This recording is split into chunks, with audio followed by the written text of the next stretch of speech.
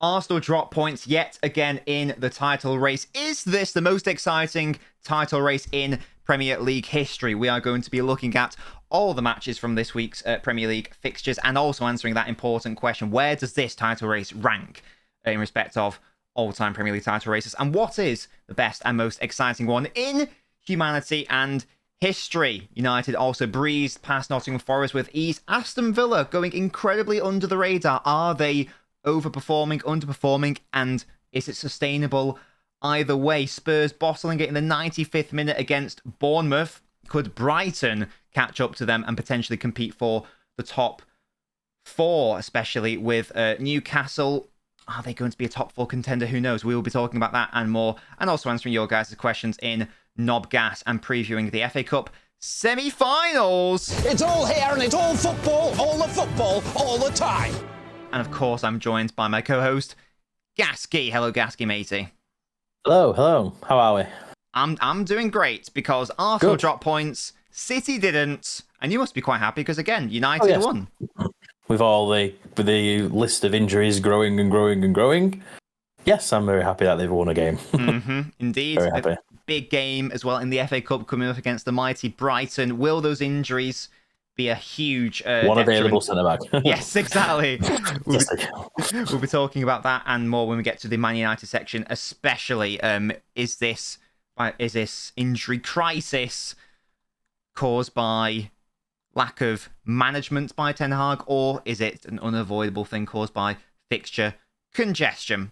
But let's start, Gaskey, shall we? With, it probably got to be the most interesting and important result from this most recent match week. And that is West Ham 2, Arsenal 2. Gaskey, it's almost like Arsenal don't realise that their main title rival in this title race is Pep Guardiola's Man City. For the second game week in a row, they have thrown away, bottled, whatever term you want to use, they've thrown away a 2-goal lead. They have. They're entering these games, these last 2 weeks, they've entering these matches with confidence. And they're going in, they're getting that early lead, they're scaring teams. And then it's just complacency. Like, they've allowed West Ham to get back in that game through Partey deciding to do skills in his own third, I think it was. And then you can argue about it being on ball, whatever you want. I don't care. And then it was a foul and then penalty. And then you've given West Ham a sniff. You've then had this chance to then go 3-1 up, bottled that, and then again you've given you've kept the crowd going from their own mistakes. And then West Ham have just having more and more a sniff. And in the second half, Arsenal were non-existent. It was this Arsenal from last season, and this is where you'd be worried. We said it last time, didn't we? When it was, I can't remember who was it, when they dropped against Brentford, and it was like they dropped points in 3 consecutive games, and then the City were getting closer, but then City were having a dodgy period straight after, and everything got very, very, close, and it drifted again. It could be the same, they might go on a winning run again. You never know, but you get into this area now that's Pep's, this is Pep's section now, the last 10 games. He just wins every game. He knows what he's doing. And this is where you can't afford to drop points because City will sniff you, will sniff, they'll hunt you down, and then that's it. It's as Haaland said, Arsenal, we have to hunt them, and he's absolutely right. And if you don't want to drop points at any point in the season, certainly not in the crux business end of the season, right at the end of it, where past experience shows us that Pep City in general, I think especially in the 18-19 season, I think they won every single game in that last run-in in the title race against Liverpool. It could be an exact situation here, and it's the second game in a row, and they've still got to go away to the Etihad, and they've still got to go to St James's Park as well. So a huge thing in the title race in that respect. But it's the fact that it's a 2-goal lead thrown away again. It wasn't enough that they did it, and you can say Anfield, it's Liverpool. It's different, whatever. Isn't it? But Anfield. No disrespect to West Ham, who were value for this draw, and they even probably could have won it right at the end, hitting the crossbar through Antony, I think it was, and they did very well to get back into the game. But at the end of the day, this is a West Ham side who are currently in a relegation battle. You should not be throwing away a 2-goal lead against a side. Especially in the dying embers of the season, these are the games you win. Even if it's a 1-0 and you shut up shop or whatever you want to do, you win this game. This is what you have to do. And it's a 2-0 lead where you're comfortable and there's no way of putting it, you've thrown it away. You've thrown it away, and then you've got 2 points from 6 now in games you've thrown away. Yeah. Simple as that. And now City are, what is it, 4 points now behind with a game in hand? Mm-hmm. Then you've got to go to the Etihad. So that Etihad game becomes more and more important now. Arsenal, you could probably say you could get away with losing that game if you're 6 points clear. You know? But now you're getting to a point where they should be fair now when you go into the Etihad, because you're going to have to avoid defeat. You can't lose that game, because if City get in front of them, same games, no games in hand, that's it. I don't think they'll get caught then. Yeah, I think that if they won this game, a lot of people say, well, it wouldn't have mattered anyway after the Liverpool game, but it was still been goal difference, and then who knows how many goals Arsenal could score. If City win now, goal difference is irrelevant, and City will be ahead of them. Yeah. And it also means that, assuming City's goal difference is better and stays better, it means that City can now afford, if they beat Arsenal, to draw away against Brighton and Brentford. They've got that lifeline, haven't they now? Yeah, so it was just a really weird game for Arsenal. They started in such a dominant manner, as they have so much of this season. They come out the blocks really quickly. They overwhelm teams. They almost like kill them off in the first few minutes. But then they give the opposition like a chance. I was watching the game. I was like a second goal went in. I was like, well, that's the end. That's end of that. But I thought that at Anfield, and then one goal went in. And I was like, there's a chance here. Yeah, and then teams now, these teams will see these games that they've got to play Arsenal, and they'll be like, we just need it. Even if they go in the 2-0 up, just need a sniff. Just need a sniff, and then they'll crumble, and that's what's happening. Yeah. Definitely. And they even had the penalty chance to, again, restore that 2-goal cushion and properly kill the game. But even that, they threw away. Exactly, yeah. I mean, there's that many penalties that I'm seeing now, and they're missing the target. And it's weird. Are they going blind? These football, so they don't get it. So one thing I'll always say is you hit the target. If you put it in the corner and the keeper saves it, you got to be like, keeper save. But if you're missing the target, something's not right. And this is the first time in Arsenal's history, certainly in the Premier League era, I'm not sure about overall, but certainly in the Premier League era, the first time in their history that they've failed to win after being 2 goals up in consecutive games. So my question, Gaskey, is that just coincidence? Is that just a bit of a misfortune and just so happens to be these games back to back? Or is this young Arsenal side feeling the pressure of a rampant Man City? It's got to be pressure. You have to think it's pressure. There's, they've had it. They've been comfortable all season. To be fair, it is glimpses of Leicester season. where no one's getting near them really. And like when they lost the first game against United, they were the better team. They had all the possession and stuff, but United just took the chances. And then they had the little blip in the middle. Was it just before the World Cup or after the World Cup? I can't remember when it was. And then they fought. Then is this where they fall out of that tree? No, they got back into it again. They kept going, but it's happening again now. So they need to bounce back sooner rather than later. Because if they don't win a game now until they play City, then it gets really scary. Then do the heads drop? What happens then? Yeah, so I think they play home against Southampton, which you would fully expect them to win. City actually don't play in the Premier League because they've got an FA Cup semi-final to play. And then it's the game at the Etihad. So in theory... so City don't play now until they play Arsenal? Exactly, in the Premier League, right, yeah. Because they've got Sheffield United in the FA Cup. So in theory, Arsenal could be 7 points ahead, but by the time they get to the Etihad game, but 2 games over City. So it would still mean that if City win, it could be game over for them. But will that be a mental stumbling block for City? I'm not so sure. I don't think it has in the past. I mean, the timing of playing Southampton for Arsenal is good, because if you're on this little bad run, having the 20th to play is your best case scenario. Last. Yeah, exactly. It's best case, isn't it? You can just get an easy 3 points. You don't win that game, that's when... Is it at the Emirates, that game? Yes, yeah. As well, right. If you don't win that game, then people are going to be like, nah, not a chance. Well, if they don't win that game, then does that mean that City can afford to lose to Arsenal?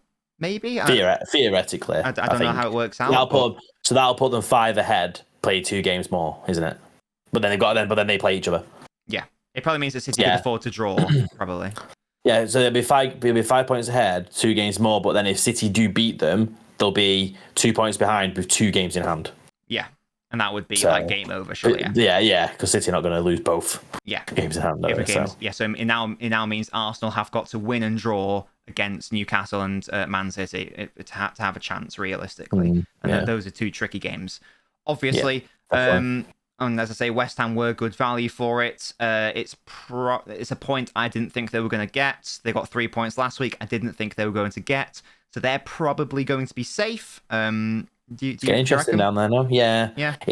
I think it's between the bottom 5 for me now. I think they're fine. It's Leeds, Everton, Forest, Leicester, and Southampton. It's between. I don't think anyone above that now is fine. Yeah, I think Bournemouth might be fine now, to be honest. And also West Ham still in Europe as well. Here's another question. Guardiola's made. There's always this sort of like debate about does being in Europe help or hinder, basically, and if you've got a very limited squad, you just can't accommodate for it at all. Like we've seen Burnley in the Europa League, like we've seen Everton in the Europa League, and they've just crumbled in the league, and that's just because they don't have the squad really. But if you do have the squad for it, Guardiola's of the view that it's better to keep the rhythm and play every 3 or 4 days. Yeah. Do you agree with that, or because when Arsenal, for example, when Arsenal got knocked out of the Europa League by Sporting? There was, as you would do as an Arsenal fan, I guess, you try to do a positive spin of, well, now we can focus on the league, only 1 game a week, rest the players, etc. Yeah. But do you buy that, or do you think actually Guardiola's onto something? Yeah, I think it's a myth that. I think the whole playing once a week doesn't benefit you as much as people make out to be. I think, because I think Ten Hag said it, players want to play. They don't want to train, they want to play football. They want to play a 90-minute game. So playing 2 games a week, they'd probably prefer. Yeah, then it does come into the matter of fitness, which is the issue with injuries. When you're playing so many games, fitness comes into it, And when you have a limited quality squad who want to play your way, which I think is United's issue this season, they don't have the squad to play the same style, as you can see with the striker position, for example. It does become an issue, and then players have to play more minutes because you're trying to play the same style every match, and then you can't play certain players because they don't fit that system, especially if you're a new manager as well. So I think the whole, we've only got the Premier League to concentrate on now, is a myth. I don't think it really means much. It's like you want to play as much as often as possible to keep fitness up and also rotate the squad and rotate in the right places, and it keeps the team going. That's what I think. I think Guardiola's right with that. I think if you're playing once a week, really doesn't. When you're a team like Arsenal and you want to win trophies once a week, you shouldn't be playing once a week. Like if you think about the early in the noughties and the early 10s when, like United were winning titles and they were winning trophies and stuff, Fergie never moaned about having to play 2 games a week. Every now and again, team managers did it back then, and now it's like only going for the title is a benefit. Why? Yeah, it doesn't make sense. I'd much rather be in more competitions. That's for sure. I'd much rather. I still think having the Carabao Cup is pointless. Like that's too much. Like if you bin that off, you can then spread it out evenly, like every team has. You can have a little bit of a break at Christmas, for example. So I don't agree with that. But then I do think having one cup and then being in everything benefits. Yeah. So there we go. West Ham able to capitalise on Thomas Partey errors and also Gabriel giving away the penalty. Just very briefly, it was a penalty. It just was. Gabriel with yet another high-profile error. I don't really, but Gabriel has improved a lot since the start of the season. When I just said you don't win the league title with a player like Gabriel. And to be fair, the Gabriel at the start of the season, when I said that, is very different to the current Gabriel who has improved. But I've never seen a player make so many high-profile mistakes but still get rated so highly. Am I just blind to it, No, Gaskey? I know, he is. It makes you think, doesn't it, that Saliba's injured. Is it one of these situations where is there a lot of protection there? Is that having him there he basically is giving him a get out of jail free card a lot, and having Holding next to him now is getting a bit more figured out, because he makes a lot of mistakes. He does, but maybe it's just this season he's just he's lucky. he's been very lucky this season. Yeah, because he obviously gave away the penalty against West Ham, just off the top of my head. He gave away the penalty against Spurs. He gave away a penalty. Sorry, I think he probably should have given away a penalty against Liverpool. That was a controversial one. He made at least one error in the Man City game. There's just so many examples of it, and for people to say, "Oh, I've seen some people put him in there like team of the season," and I'm just thinking like, I just don't know where it comes from personally. If anyone in the comments wants to debate that with me, but absolutely fine to listen to your thoughts. But I just don't really see it with Gabriel. He's not bad. He's not bad, but he's not. He's not terrible, but he's not. He's not what people are raving him as. He's not that. No, well, some people. I've seen some people try to say he's a better player than like Ruben Diaz, for example. Which I think is insane. I would say he's above average. He's a 7. He's not bad. 7. Yeah, he's not a 7, bad, but he's not a 9. No, he's nothing like that. No, he's not a game changer. He's not been as good as like Saliba or Martinez. No, exactly. Yeah, he's very just it. Yeah. Yeah. There we go. Speaking of Diaz, his side, Man City, able to overcome Leicester relatively comfortably 3-1. This was the definition of a game of two halves. It was done after 45 minutes, to be honest. I know, Pep's substitutions have got a little bit of criticism because it did allow Leicester to come back into the game, but come on, like it's 3-0. And it doesn't matter if it's you got Champions League, you've got like this it. You've got these. You could die in ends of the season. Don't risk it. Yeah, it's just I was fine with it. Leicester aren't putting 3 in at the Etihad. They're not. No. With all due respect. So no, their first goal was a fluke. It was just Calvin Phillips getting in the way of Ederson. And yeah, they did have a last couple of late chances when Maddison had a shot and Iheanacho hit the post, but. It was that result was never in danger or doubt. Yeah. So as I say, the job was done in the first half. Haaland equaling the record for most Premier League goals in a 38-game Premier League season, and extending his run in all competitions to 47, which is insane. If he doesn't win Young Player of the Season and Player of the Season, then I don't even know what to say. No, he should get both. Got to win, hasn't he? It's got to be a thing. De Bruyne getting yet another assist, and a crucial 3 points. Leicester still in the danger zone. This could probably be its own sort of debate, couldn't it? I think, Gaskey, especially even though I don't think it should have to happen, but let's say, for argument's sake, City win one of or both of the Premier League and Champions League this season, or maybe even the treble. I don't know. And Haaland scores, let's say he scores 36 Premier League goals and 50 odd in all comps. Yeah. He should win the Ballon d'Or. Yeah. Yeah. It's like, what else does he have? It's one of those, what else you have to do? If your team, because this is the argument, isn't it, with the Ballon d'Or? Team trophies. People go, it's a team trophy, it shouldn't matter. Right, fine. He's put 50 goals in a season. He should win it based on that. Who else? Who would you say in the world is close? Well, that's the annoying thing. Right now, who's close right now? Who's close right now? No one. Yeah, no one. But no one is close. But you know what's annoying? Yeah. Haaland won't win it because Messi will win it because he won Player of the Tournament at World Cup, which is which is a team trophy. And Messi was unbelievable. As good as Messi was, it's a team trophy. Just because he's won that and he's done good at the World Cup, it doesn't just mean that's what you get. And the World Cup isn't a season. Put it this way, if City win the treble, he should get it because the treble's been done once in English football. City then broke it, and there's one guy who has took them to that, really, and got the goals, and that's him. So you should win it. He should. Simple as that. I mean, it hasn't even happened yet. That's but we're reading the future. Yeah, I just in the future. I feel like as soon as Messi won that World Cup, it didn't really matter what. Wrongly, I think it didn't really matter what anyone else did. He was always just because of. It sounds like I'm having a go at Messi here. He was easily it's nothing against Messi. I love Messi. I think Messi's arguably the best player to ever grace, but that isn't enough to win an individual award. For a year, because the Ballon d'Or is not season. It's the calendar year. It used to be the calendar year. Now it's the season. Is it the season now? Well, the season then he's not done enough compared to what Hart. This is obviously hypothetical that City do go and win the title, go and win, FA Cup, maybe even the Champions League. He's done enough, or he's done miles more than anyone else. So, I think so. But yeah, that was just my little rant about that because it seems it's already set in stone. But I don't think it should be, because if you speak to people who watch PSG this season, they'd say that Messi wasn't the best, even PSG's best player this season. PSG fans were booing him. Yeah, at points this season. Yeah. So it's like, oh yeah, we'll give him the Ballon d'Or. It makes no sense. But there we go. It's a thing. I tell you what does make sense now. United signing of Antony, ? He's actually been doing the business for the past couple of weeks. He has. Confidence, I think it is. I would say confidence. He was very. What I do like about him is he's got a bit of bite to him as well. He has the skill. He has the skill. Yeah, every player needs to have a knobhead side, within reason. Some players' knobhead side is too much. Bruno's, for example, too much knobhead. Oh yeah, he's too much knobhead. Pepe.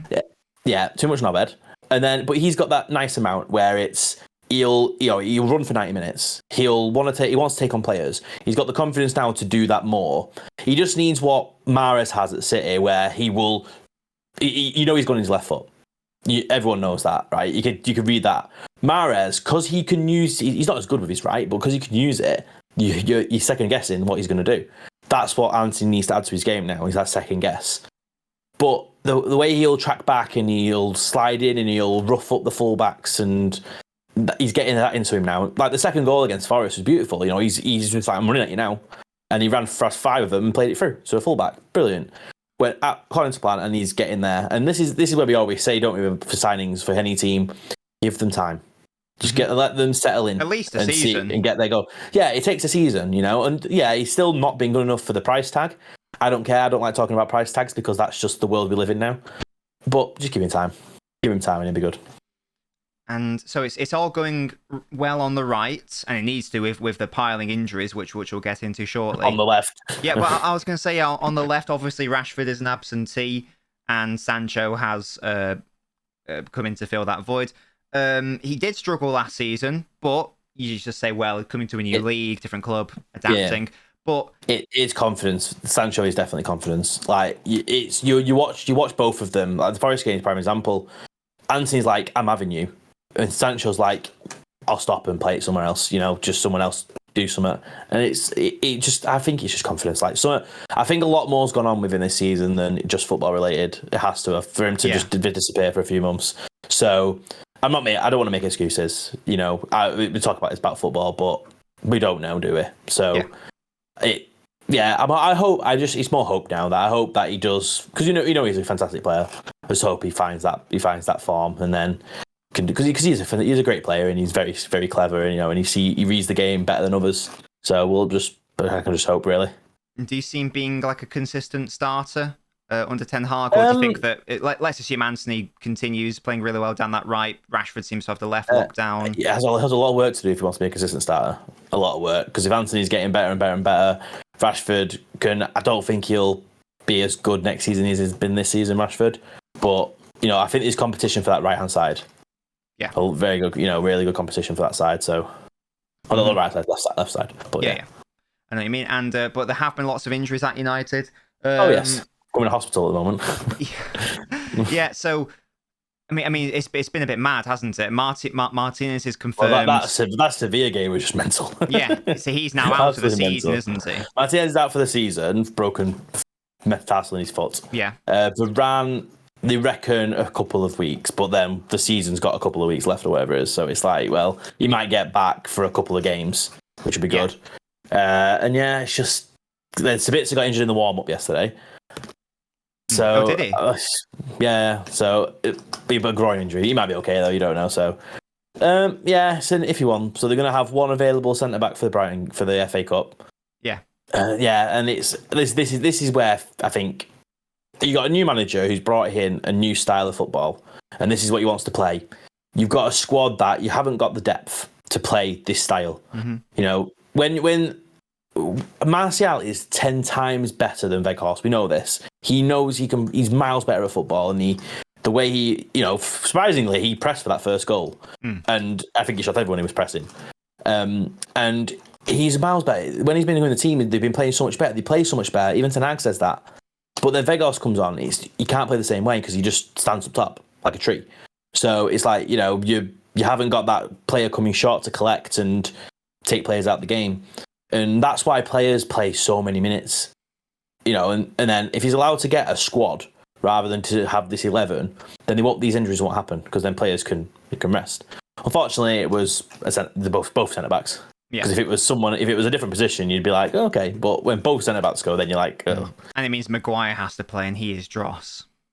Oh, it's like this penalty shout that Forrest got. He's not even looking at the ball, and he's tackling his own man. It just, I don't weird, know. Isn't it? It's just something about him, and then he's just this arrogance he's got as well. Like these interviews he has, he's saying like, "Oh, I don't have to prove anything." It's like, yes, you fucking do. You don't even start. Yeah, well, you're the captain, and you don't start, and you have this ego about yourself. It's like you're not that guy. Yeah, it's put that ego away. It's almost like he thinks he's made it or something. And I mean, well, technically you have because you're the captain of Man United or whatever. But that was a good comment that you just raised. And his thing about I shouldn't have to prove myself because I'm captain of Man United. You're on the bench. You're the captain on the bench. That tells you nothing. You have to know. Well, but also, I think if you like, let's go. He says he's the captain of Man United. Someone like Roy Keane, I think his mentality would be, I've got to prove myself every single minute I'm on the pitch because it's not a given that I get to start. So it's the exact opposite mentality that you should have. That's what a lot of other players say, don't they? They say that, and here's what I've seen the previous weeks about the things he said. The previous weeks with him saying about, I don't have to prove myself and stuff, kind of unrelated to football, but the stuff that happened when he was in Greece, it kind of speaks truth now of that he did that, saying about, you know who I am. That kind of, he's that type, you can tell he's that type of person. And then I don't know about the truth on this video. Have you seen the video of Antony? I was going to ask you about that. Yeah. I'm not surprised. Because clearly he's a prick. I think he's a prick. He must be a prick to them. You know, there must be something going on there. Maybe there's more to it. Maybe him not playing is more that the players don't like him. And Ten Hag's like, well, I'm not going to play one guy that the other 10 don't like. I'm going to play and put him on the bench. There might be more to it. There might be more to it. Yeah. You don't know. Or they just don't rate him. Yeah, maybe it's like, who are you? Yeah. Who are you, Fridge? Fuck off. We're celebrating. But yeah, there we go. Big 3 points for United. And just the last thing on that, Gaskey. I don't think it's going to happen, but there is basically an injured 11 at United now. There is a centre-half issue, especially if Varane doesn't come back soon. But there is a big cushion that United have in terms of the top four. Are you worried on any level about falling out of that top four, or are you pretty confident? The next game will confirm it for me, because it's Tottenham. If they beat Tottenham, then I think it's Tottenham. Then I think that's it, because... You know, like to me, between third and fourth, don't really care which one you pick, you get, really. Doesn't make a difference. Even second doesn't make a difference if you don't win anything else. So if they beat Tottenham, I think that's it. Then I don't think they'll cave that much. So I think they'll be all right. Yeah, I mean, even if, for argument's sake, let's say United lose their game in hand over Spurs, and let's even say that Spurs beat them. Oh, is it? Yeah. Well, yeah. Let's say for argument's sake that they lose that one. It means that Spurs, and even if Spurs beat United would still have a 3-point gap over them. And the game, I think the game in hand as well. Yeah, so it's... yeah. If this happened earlier in the season, like maybe a few games ago, maybe it would be a different story. I think they're lucky with the timing of it. There's enough points on the board. Yeah, I think so. Yeah, that's for sure. Speaking of points on the board and the fight for, top four, top six, whatever, really interesting results happened. Brighton winning against a mediocre mid-table team. Aston Villa beating Newcastle very comfortably, 3-0, by the way. Incredibly impressive. Yeah, Villa are just magical at the moment. Yeah, and then a magical finish to the Spurs-Bournemouth game where Spurs losing that one. Again, if Spurs won that one, they'd be, on the same points as Newcastle. A game extra played, sure. But the fact they lost it at home against Bournemouth, it basically... And booing fifth fighting for top four and they're booing their own players and they get subbed off. And it means that Bournemouth are probably safe. It's not good at old Tottenham, is it? No, it's definitely not. And for me, in my head, they're not getting top four. There's a lot of comments as well about other managers about this Stellini guy in charge. The disrespect he's giving out, apparently. Really? Because, that whole thing that happened with the Brighton manager and not shaking hands and stuff. Oh, yeah. Apparently, he's clearly just been saying shit about other managers and they're not happy with it. Yeah, so it's something spicy going on. I think another kind of it was Gary O'Neill. Yeah, he walked off and didn't shake his hand. Yeah. He's a bit of a prick, I think. Weird. Really weird mentality there. Really weird. But yeah, so that's probably for me. That's their top 4 hopes done. Bournemouth probably have saved themselves.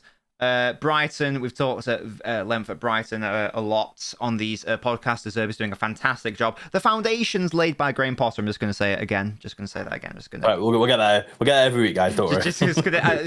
You're not going to forget that Graham Potter laid those foundations. If I could squeeze that in every single time, that would be fantastic. Can we just say as well, Brian, how good is Matoma though? This guy come out of nowhere and he just makes it look so easy. He's fantastic. I've now decided that. Because I think, cause I was like the other night, I was thinking, what positions this? Now we've gone to this new system. I don't even think we really need an out-and-out full-back now with the 3 to 5 we're playing. I was like, what positions do we need? And I was thinking, Foden's currently injured, and every time Grealish goes down, I get really concerned because I'm like, well, who do we actually have on the left now? Yeah. If Grealish gets injured, we don't have anyone. Alvarez can get shoved there, but he's not. That's not his best position. You don't want to start shoving players in positions. Exactly. Really. So I'm now think we probably need another option at left wing. Leao of AC Milan and like Kvaratskhelia. And Leao signing new contracts as well. Yeah, exactly. Yeah. So in my head, they're both a no-no. And I was thinking, who would be like a realistic one? And I think Matoma would be realistic. Yeah, this is his first season playing at Brighton, but he's actually been a Brighton player for a couple of years. So yeah, is it loans he's been on? Yeah, he was on loan at Berlin, Union Berlin, I think it was last year. So he doesn't have 4 or 5 years on the contract. It's like 3. I mean, Brighton would still want a load of money for him. But you're looking at 50 million. But then also, if McAllister's looking at leaving as well, it's going to be difficult to get both out. Yeah, but in my dream City scenario, we'd get Matoma. He's class. One can dream. Exactly. Can dream. Yeah, and hey, I think Brighton are a very what's the word? They're a giving club. Not reasonable, but a pragmatic club. If a sort of like Leicester, if a good bid comes in, they will accept it. They're not. It's not like the kind of like with Tottenham with Kane. Like you come in with a decent bid. It's like nope, 150 you want. Yeah. It's like the realistic. It's like look, we've got this player here. If you offer us 50 million, you can have him. Like we want 70, but if you do come in with 50, fair enough. Yeah, we'll accept that. Yeah. Yeah, they do seem to be practical. That's the unless it's Caicedo, and it's a bit different. Oh yeah. But even then they were like, right, we'll just meet it was like asking price. Offer, and then you can have him. Yeah. And they never did. So exactly. Yeah. So that's Brighton. And let's just. I think we've got to have a bit of a chat about Aston Villa. Because. Out of I think we mentioned it on the last podcast. Out of nowhere for me, anyway. Is it? I think it's either from Christmas or the New Year, 16th to 6th. Yeah, it's just mad. And they're now 3 points behind Spurs out of nowhere. I feel like they've just sort of gone under the radar a little bit for me, anyway. But it does coincide with Unai Emery coming into the team. I've seen some like YouTube videos and analysis on the whole Aston Villa thing, and it does seem like they are very heavily overperforming in terms of like they shouldn't have scored as many goals as they should have done. Yeah, I feel like as much as no disrespect to them, but where they are doesn't represent how good they've been. Like they're not as good as Brighton have been playing and Newcastle have been playing. Yeah, they're just I think it's just going their way. Like kind of how Fulham went at the start of the season. Do it's like you shouldn't be 7th. Because you're not playing at a 7th position way, but it's just going your way. Everything's working. Yeah. So, yeah. So, they may end up dropping off, but, it's a really good comeback because teams don't tend to, sack halfway through the season and end up potentially near top 4. Yeah. So, exactly. And it's Ollie Watkins in particular who is overperforming. A lot. He's what is he, 17 goals and assists this season? Something mental. But Aston Villa have always been a club where, for the past few years anyway, where they've underperformed, especially when they had all that Grealish money, and they seem to sign really good players, but nothing happens. Yeah, but then Nottingham Forest have shown that signing of massive numbers just doesn't work. Yeah. So, what do you think Villa need to do to go from we don't want to be overperforming, we want to be performing? I think they're good now. I think you've got a class manager. You've got good talent. Just Emery's going to have a summer transfer window. this could be good. Yeah. Get the right transfers in. It's similar with Wolves. No, Wolves have now, they were bottom and now they've got a fantastic manager, and they've got an idea now. They know what they're doing, and they're going the other way. So they'll have a summer as well. So very interesting. Can you see Villa like genuinely competing and being in like the sort of like Europa League or conference spots next year? I can. And even Wolves, I could potentially see it as well. Mm-hmm. So that I think back in the Everton Villa days when it was them two, they were the ones under the top four that were always there. Yeah, I can see them coming back into that spot now where they feel that little hub. It's gonna be. I feel like it's gonna be like up to ninth where it's going to be a battle. Mm-hmm. That's good though. Across the board. It's always good to have that's good what you want. Competitive league. That's what you want. Yeah. You want the gap between ninth and fourth to be small because it keeps teams on the toes. Yeah, and it's just mad that just goes to show how like good and rich the league is that the likes of Wolves and Villa can attract managers and the one spending a fortune like 12. Yeah. Oh. Indeed. But there we go. Aston Villa doing absolute bits. Brighton, Bournemouth 2. Title race drama as well. And that is the roundup of this week's matches. Every football team will be playing football several times and in various combinations. And now we're going to have the main topic of today's podcast, a bit of a cheeky debate. But I think Gaskey and I both agree, to be honest. What is the best title race in Premier League history? This question's being asked because this is obviously this season's title race is now, for me, actually, it's getting spicy now. Yeah, for me, this title race has only just started to get spicy, though. Yeah, it's what I always find difficult with the title races. If it's just one team that's got a bit of distance, it's not really a race because you're catching someone. Yeah, it's not. There's no like chopping and changing going on a lot. Yeah, you want it. You want that's what you want. You want they're top this week or they're top this week, and that's a race. But it's only hotted up now because it's it's getting close. The gap's closing, so it's a bit of a difficult one. I feel like you've got like the Newcastle one back in the 90s, where they threw that away. That again, it's not really a race. It's a bit similar. Mm-hmm. I think they got like 4 losses in 7 games or something. I think the City Liverpool one when it was like 98 points to 97 or something like that. That was very good. That was a very good one.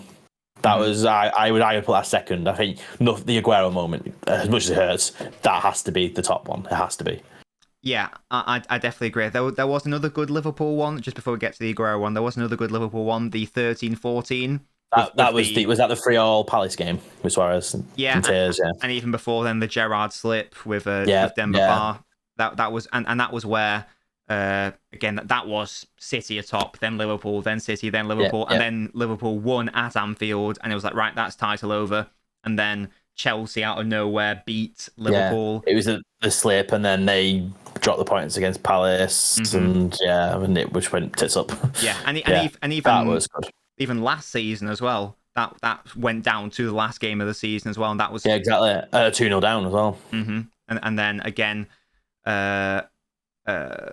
City coming back there, and the 18-19 one, really good title race, and also another fantastic moment, the Vincent Kompany goal against Leicester, the absolute rocket. Don't shoot. Yeah, exactly. Wonderful. Yeah, just are there any more recent? And obviously you can look at the Arsenal and United in the early days. United Chelsea in the mid to late noughties. But the 09-10, I think that there was one there as well. Yeah. Chelsea one. To start United winning 4 in a row. Yeah. But the only right answer is 11-12. Yeah, the one that goes to the last kick pretty much the last kick of the game. Yeah. Didn't it? So it's, there has to be that one, really. Yeah. Because that was, if United had a lead, City caught them, City have probably won this. They're playing QPR who are going to get relegated. United have won. That's it. It's like you're waiting for the whistle to go, and then Balotelli's only ever assist at City. Yeah, it's just a fairy tale, isn't it? It's one of those where I hate it that it's City. Yeah, but I'm glad I got to witness it as a football fan. It's a difficult one. Yeah, definitely. It's got to be that one. It had storyline. It was also the fact that it was 2 local rivals. No, exactly. It's both Manchester clubs, and there was a storyline of Fergie a couple of years ago saying "not in my lifetime." There was the Carlos Tevez storyline. There was. It was United went from 1 week beating Arsenal 8-2 to then losing 6-1. Yeah.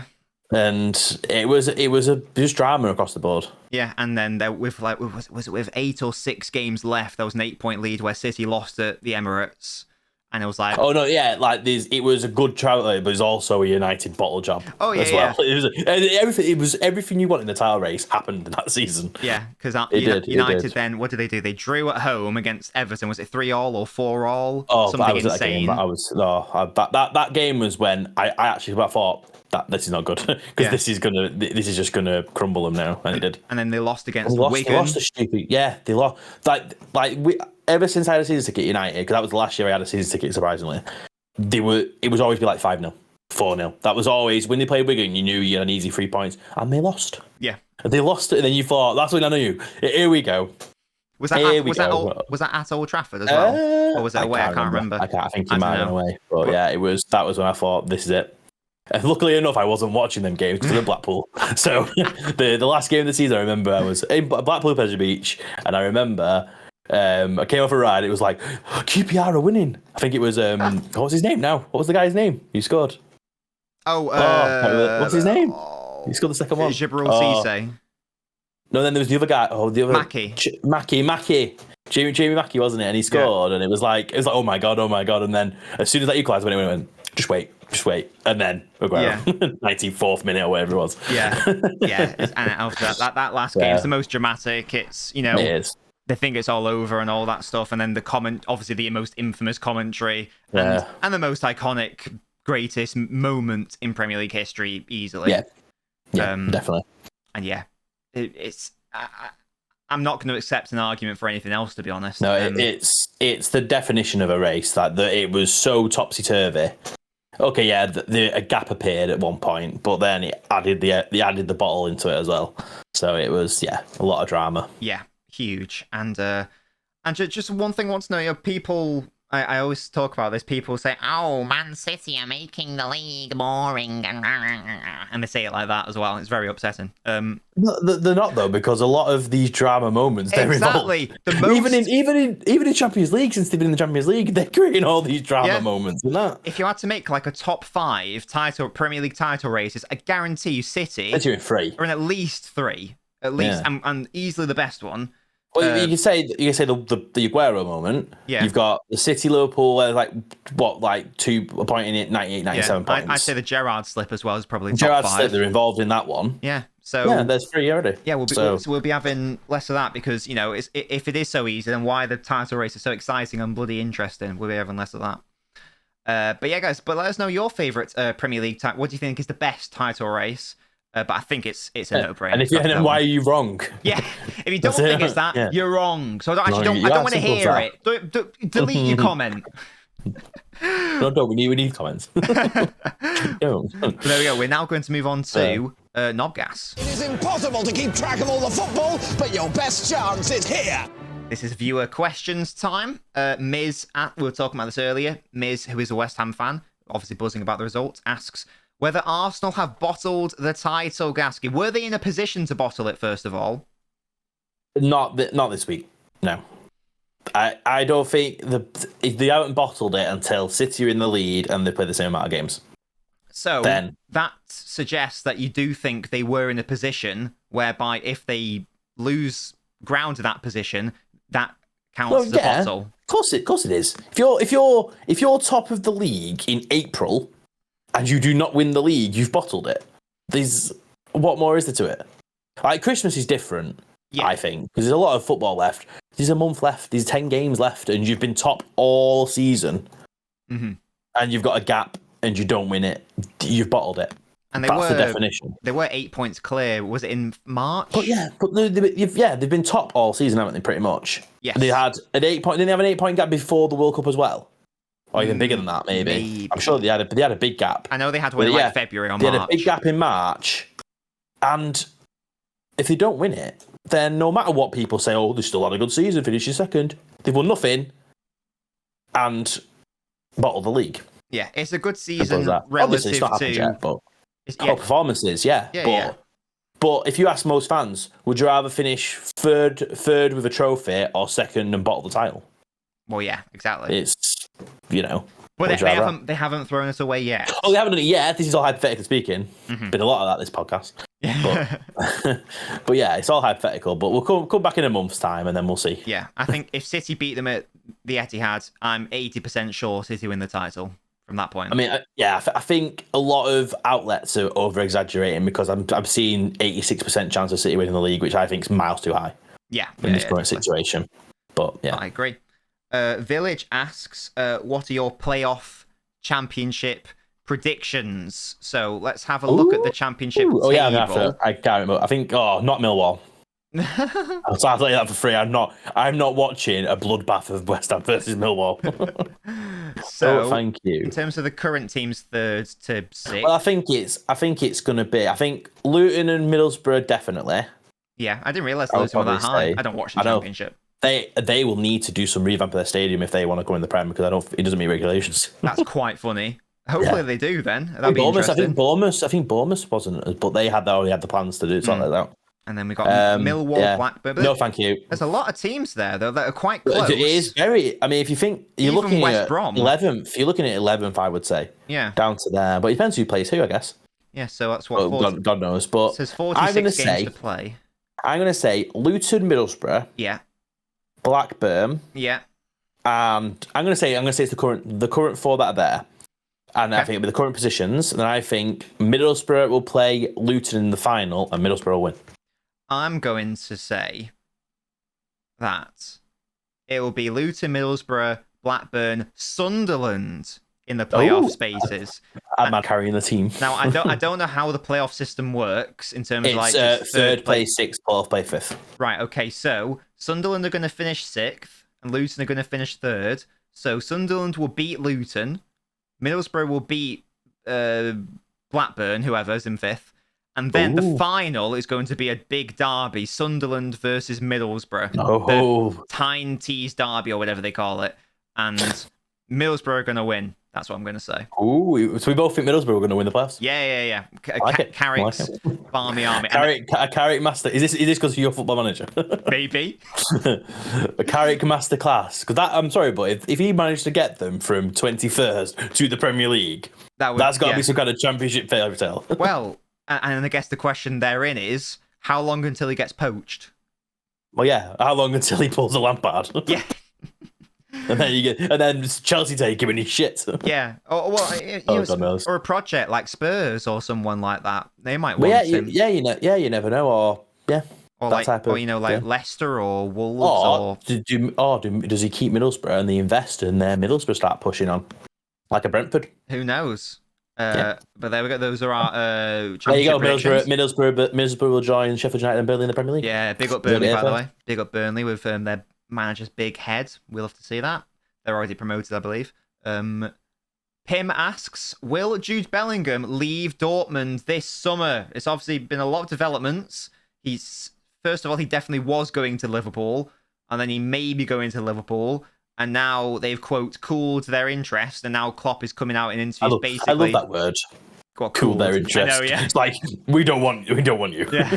So, I don't know what's happened. Does that mean Bellingham's rejected them? Does that mean Liverpool have actually somehow only just realised he's going to cost like 150 million quid or whatever? I don't know.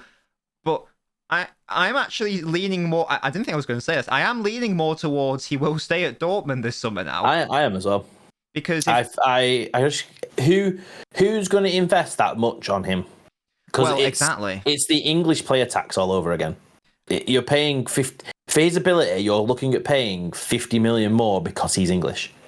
And really? And because he's he's obviously very good, but he is the in thing, isn't he? He's the flavour of the month sort of thing. There's a lot like him. It's like he's similar to how like Enzo Fernandez at Chelsea. He's the same type of player, and there's loads of them. Real Madrid have got about 5. And there's loads of them around. So he's like, okay, he's the best of that bunch, but are you going to pay 150 million for him, or are you going to go abroad and pay 40 million for someone similar? I guess the big question is, as you say, who's going to make that investment? Let's assume Liverpool are out for this summer. If Dortmund are asking 150 million, let's say it's non-negotiable, I personally don't see Liverpool spending 150 million unless they can make the deal work in installments or Dortmund come low down. So in that case, you're looking at maybe Barcelona, no, because they're in financial mess.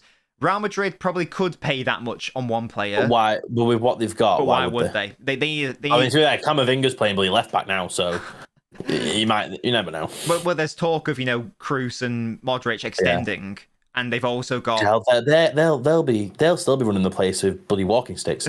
Them two, jeez. Yeah, and you've still got players who can play in that area: Valverde, Tchouaméni, Camavinga, as you say. Yeah.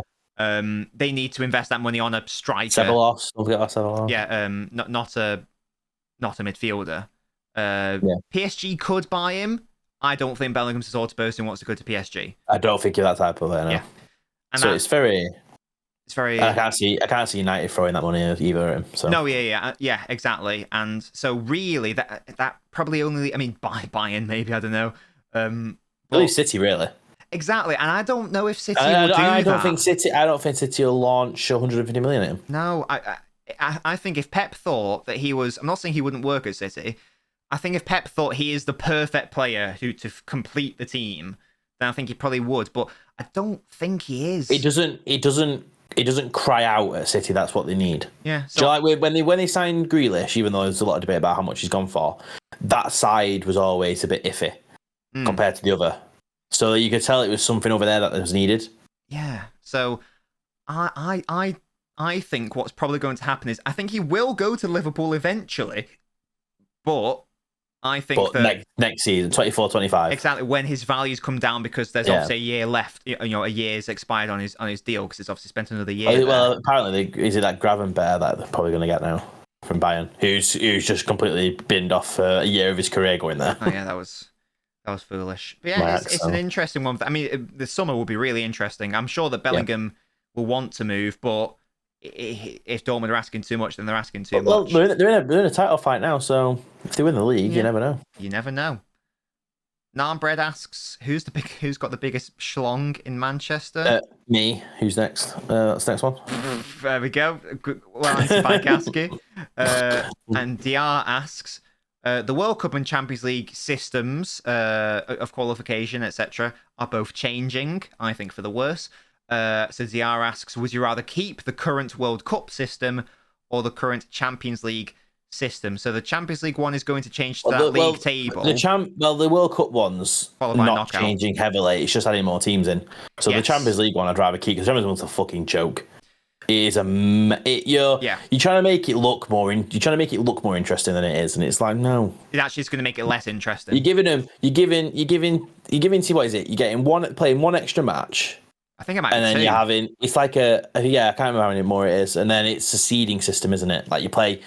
I think it's 6. Is it 6? I can't remember. 8 games, something. And you play like 4 seeded, 4 unseeded, or something like that. Something. So it works something like that, and it's just like I don't know why. It's like I don't know why. Is it trying to scare off the Super League by doing this? I don't know. I think I think the theory is that these big teams want more security. What gives you more security? A knockout, a group stage where you only play 6 games, or a league table where you play more games. You're playing more. Exactly. You're playing more. You're playing more competitive games, which means you're getting more big games on TV, more people watching, more revenue coming in. I guess that'll be their thought process. Yeah. More. Okay. These maybe your smaller teams probably like with more teams getting in the Champions League now because I think there's more teams in it, isn't there? Yeah. I think. So something like that. But they'll be happy. But then from a wider perspective, it's just a mess.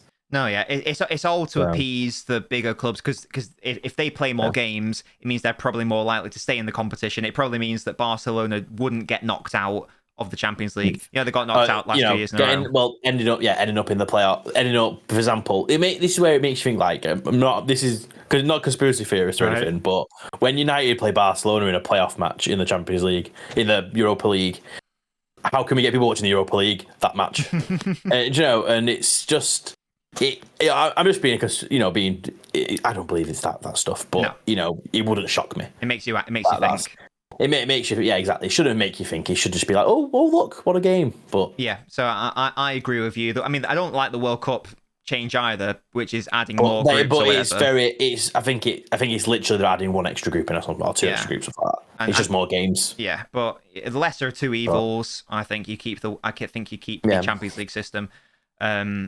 which is perfectly fine. I don't really know why. Well, no, I Yes, do know why. But they've already made the changes where they have playoffs between the last. Do you know, if you're in the Europa League and you win your group, you now get a bye to the last 16, which I think is good. You shouldn't have to play in the last 32 match. You know, because then even though I don't really agree with a team getting an extra lifeline in Europe when you've not got through in the I think Champions that's League. bollocks. If you finish third in the Champions League, you're out, mate. But then at least now it's like you're now in a playoff. You've now got to play someone who didn't win their group in the Europa League, which is like better, but still it's like no. He says the top 2 get through and then you're done. Yeah, I think so. Really? Well, yeah. I agree. But thank you guys so much for those questions. Do we have a late one coming in? Kante, with a very late entry, asks, what would you do if Kurt Zouma was kicking a cat in your fridge? That'd be very tricky. There's not much space in that fridge. In my fridge? One, why is there a cat in my fridge? And one, why is Kurt Zouma in my house? I don't know, but I'd show him the door and say, can you please get out? I'd kick him. And how do you like it? And very quickly also asks Gaskey, now that Martinez is injured, what does United's backline look like?